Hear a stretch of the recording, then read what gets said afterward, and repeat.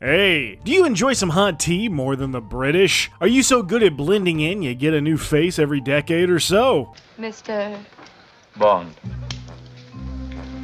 James Bond. Well, congratulations! You might be a Whispers Bard. But what is a Whispers Bard? Well, get fitted for your new tuxedo, learn how to flirt while ripping a game of Baccarat, and start working on your one-liners. I think he was hot for you. Because today is no time to die.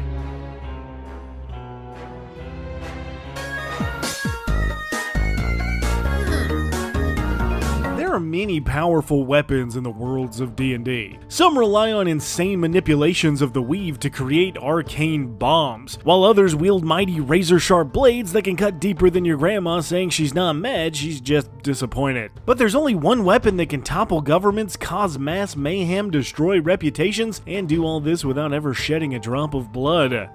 Secrets. Secrets can give people influence or rewrite history. They can be embarrassing, strange, or catastrophic, or they can make nations bend. And while usually these things are kept pretty close to the chest, it's hard to say what might accidentally be revealed in a tavern or cocktail party after a few too many drinks, and it's even harder to say who might hear it. The Bard College of Whispers specializes in being invisible, using charm, wit, and cunning to infiltrate the highest inner circles and hiding in plain sight to steal that thing people forget they have. Whether you're blending in as one of the harpists, moistening eyes and loins with your rendition of Stairway to Heaven, or seducing a noble person with loose morals and looser lips, you've garnered a reputation for being a wolf in Bard's clothing. So you want to find out what the influencers are looking up when nobody's around. Well, considering you're moonlighting as an international man of mystery, your first inclination might be a rogue, but since we're focused on smooshing our way into the most prestigious events we can find, we'll do better as a bard. Bards have a near magical ability to coerce their way into places they probably shouldn't be, so we'll pick up a little spellcasting. And while we're at it, we might as well pick up those spells that'll help us with our spying endeavors, like Sleep for some knockout gas, Silvery Barbs to become harder to hit, or Charm Person to convince guards that you're just with the band. But as we level up, we'll get even better spells with Invisibility, Knock, Locate Objects, Suggestion, and so many more, perfect for espionage. And while everyone can't be as irresistible as we are, our incredible charisma does rub off on people with Bardic inspiration. While we usually work alone, it never hurts to have backup in a sticky situation, which means we can send our Bardic inspiration die to an ally we can see within 60 feet, giving them a D6 boost to any D20 roll. A very useful tool for helping your friends be as cool as you are. Looking good, Eggsy. Feeling good, Merlin. But this spy stuff is hard, so at second level we'll need to get good at stuff we're not good at with Jack of all trades, letting you add half your proficiency bonus to any check you're not proficient in, as well as the Song of Rest to sleep off some of the worst boo-boos and let you and some friends recover hit points if you spend hit die on a short rest. Which brings us right to level 3, where we're inducted to the Fraternity of Bardic Spies with the College of Whispers. This will give us expertise, which we'll need to pull off some of those incredible stunts and let us double our proficiency bonus in 2 skills we're proficient in. But our skills aren't the only abilities warped by the power of hidden knowledge. Our natural affinity for secretive magic allows us to mess with the minds of our target, instilling them with words of terror. By talking to a creature for at least a minute, you can force them to make a wisdom saving throw or be frightened by you or a creature of your choice for an hour. This ability is wild, as it's free to use once per short rest, but is the perfect tool for interrogation. And while we mostly prefer to keep our secret gathering secret, sometimes a little fear is the perfect motivator to get the info you need. Also, unlike some spells, you're so smooth with it, succeeding the saving throw does not tip off the bad guy that you tried something on them. So this can also be used as a great opener for you to intimidate your target with some witty tete-a-tete. But sometimes it takes more than intimidation to get what we need. And when that happens, our super spy relies on their psychic blades. Now, anytime you make a weapon attack, you can also spend a Bardic inspiration die to add an additional 2d6 psychic damage once per turn as you infiltrate and corrupt their mind. And whether you lean into the magic or the martial of this subclass, this is basically a lighter version of the rogue's sneak attack, as this ability also scales with your bard level, jumping to 3d6, 5d6, and 8d6 at levels 5, 10, and 15. So in a way, you're kind of a gishier version of a spell-slinging rogue with a talent for saying all the right things and the thunderballs to get shit done. I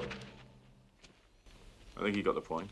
But that'll let us jump up to level 5 where our Bardic Inspiration will hop up to a D8, but then we'll get Counter Charm at level 6, which, kinda like the special effects in Die Another Day, is probably best forgotten. So we'll skip it and grab Mantle of Whispers. Now anytime a creature dies within 30 feet of you, you can capture their soul for the rest of the day and wear their face for an hour. What the fuck? Okay, so while wearing a person's face, you gain access to all their memories, and while this doesn't include secrets, it does include basic details like their name, address, social security number, and Pornhub password, all from diving into their memories. And while others can see through this disguise if you mess up, they'll have to beat your deception check +5, which probably won't happen. So have fun doing this once per day, as this ability covers many of the weaknesses of Disguise Self, and lets you just temporarily be this person, albeit in a really terrifying way. So let's try not to think about all the weird stuff that person may have remembered doing recently and jump up to level 10 for more expertise to just Gary Stew your way through most situations. Our Bardic Inspiration die will jump up to a D10 and we'll grab some magical secrets. Our ability to gain knowledge we shouldn't have access to lets us hack the magical mainframe and learn spells from other classes, and while there's a ton of options, it makes sense to try to fill out anything missing from your party or to help out on your spy adventures. So you can go with the classics like Haste, Fireball, or Counterspell for some nice spellcaster utility, or break out the weird stuff like Passwall to Looney Tune your way into top secret vaults, Contagion to unleash a bioweapon on an enemy so they'll cough up some info, or Spirit of Death to summon a literal Grim Reaper to drag them to hell kicking and screaming. Wow. This started as a James Bond parody and got super weird on me. Oh well, those movies are weird anyway. But you wouldn't be such a nightmare in a game of Never Have I Ever without our last Whispers Bard ability, Shadow Lore. Now, once per day, you can dive into your enemy's mind and bring forth their deepest fear. If the creature fails a wisdom save, they'll be convinced for the next 8 hours that you are aware of their most deeply held secret, even if you really aren't, and will be charmed by you for the duration. During this time, the creature will obey your commands as if they were a friend and act on your behalf if needed, but they unfortunately won't fight for you and will lose this effect if they're harmed. But this may be your ticket into any place you can think of with minimal effort. And best of all, at the end of the effect, the creature will not understand they were hit by magic. Instead, they seem to remember what they did, but not why they did it. But hey, that's 8 hours from now. You'll be in another time zone by then. So just blackmail your way into a new friend and enjoy the awkward small talk about not telling their loved ones about the crunkcore phase. Speaking of awful music, I haven't heard from that pesky sandwich in a while. I wonder if... Hey there, and welcome back to the Golden Oldies on CHZ The Cheese. We've got a song that is sure to send you back to the days when Sean Connery wasn't problematic and put you in the mood to take on an arch villain. So hang out and listen up. There's a bard who leads a life of mystery, who can quell all of your fears or make you history. You'll think your secrets are concealed to never be revealed, till the Whispers Bard shows everyone your hard drive. Secret Agent Bard, Secret Agent Bard, we'll hand over the files if you give up your life.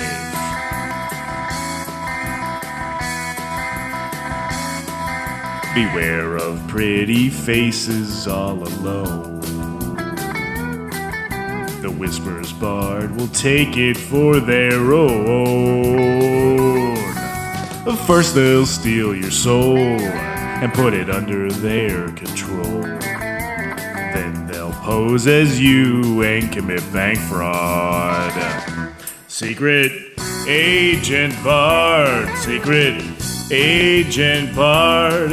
If you come across one, run, or you'll never meet your god. Thanks for listening to more classics like this one, and make sure you're tuned in to CHZ The Cheese. I'm gonna find that sandwich one day.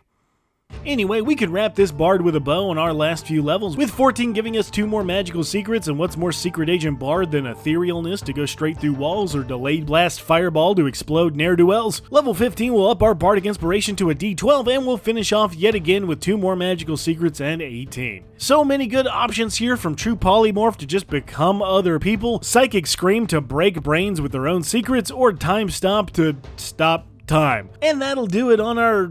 Oh yeah. At level 20 with Superior Inspiration, if you roll initiative without any inspiration die, you regain 1, and it's awful. So is the College of Whispers Bard D&D's best kept secret? It's good, Sometimes. The Whisper's Bard has a lot of great features, expertise, a roguish attack, on top of a cool spell list, but this Bard is going to depend a lot on the kind of campaign your DM is running. I can see this working incredibly well in a mystery-style game where the main goal is to uncover clues, root out information, and then take on an enemy, much like our favorite spy thrillers, but if your DM is in love with hardcore action-driven and combat-focused gameplay, you might have some issues. But if that's the case, your best bet for this Bard might actually be to multi-class into the Soul Knife Rogue. So you're not only doubling up on expertise, but cranking out really solid damage with sneak attack and psychic blades. A little bit of magic is nothing to sneeze at for a martial, so this pairing lets you gish surprisingly well. And while I like all of your abilities, I worry that in the wrong campaign they may take too long to set up to ever be effective. Only having one use per day or a short rest can be really limiting if that's your only abilities, and the fact that Words of Terror take a minute to pop off means they're absolutely useless in combat. So you're best off not starting fights unless your allies are nearby anyway. But if that sounds like I'm ragging on the Whisper's Bard, I'm really not. Your ability to scout, keep out of danger, and uncover secrets really are second to none. And with a good spell list, you'll be able to infiltrate and exfiltrate fairly easily. You excel in making your way into parties, convincing others to do what you need, and of course finding out what you're not supposed to know. Just make sure you have an escape plan in case you get tied to a laser table by an over-the-top evil villain. So if you've bedded more people with more ridiculous names than you can count, have a knack for getting people to spill their guts, sometimes literally, and are a person of many hats and many faces, a few of which might be stolen, guess what? You might be a Whisper's Bard. Hey guys, we talked a lot about secrets in this episode, but I hope it's no secret how cool I think all of you are. But while we're on the topic of sharing information, I'm reminded of a Confucius quote. He said, "The person who asks a question is a fool for a minute, but the person who does not ask is a fool for life." I know that when I was in school, I was so stubborn about communicating things I didn't understand that I would rather fail than look dumb in front of my friends. And it wasn't until late in college that I finally got over that. And then I probably bothered my professors way more than they liked. But making that connection and learning how to learn was a huge thing for me. So if anyone else has struggled with that, just remember it's okay to not know something and even more okay to ask. So don't be afraid to reach out if you need help. But guys, as always, I can't thank you enough for watching. If you'd like to be one of these cool people on screen, you can always hop over and subscribe to the Patreon. More stuff will be coming out on there very soon. And to those top-tiered subscribers, Ted Zesaurus and Spider Lover, King Osiris, and Miles Nah Yards, you guys are the best, and I can't wait to play again. To everyone else, don't forget to hang out on the Discord server, but until next time, I hope you guys have a wonderful week, and I'll see you very soon.